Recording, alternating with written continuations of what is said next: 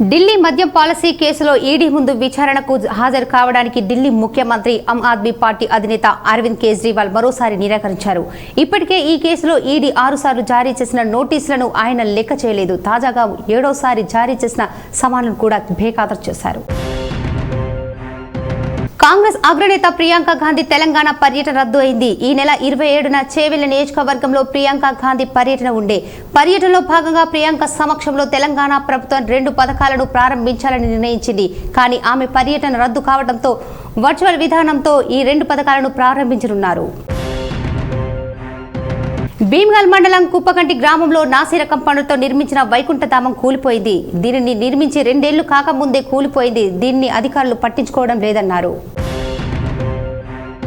కామారెడ్డి జిల్లా దోమకొండ మండలం అంచనూర్ గ్రామానికి చెందిన కాంగ్రెస్ పార్టీ నేతలు ఈ రోజు సోమవారం రోజున నూతనంగా వచ్చిన ఎస్ఐ గణేష్ కి సన్మానం చేశారు.